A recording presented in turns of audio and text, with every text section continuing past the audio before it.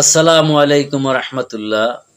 MP Hasnat Abdullah তিনি তার পিতামাতাকে কোনো খোঁজখবর নেন না।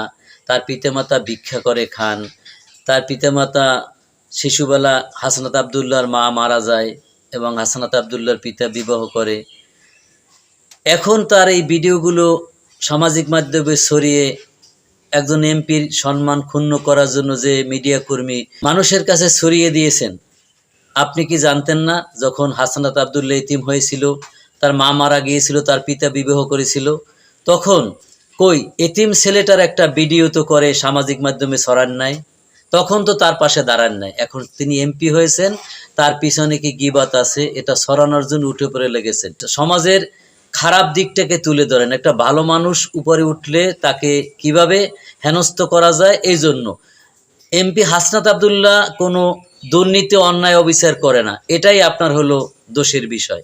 আর যারা কোটি কোটি টাকা লুটপাট করে তাদের বিরুদ্ধে আপনি তো ভিডিও বানান না, বানাইছেন কই?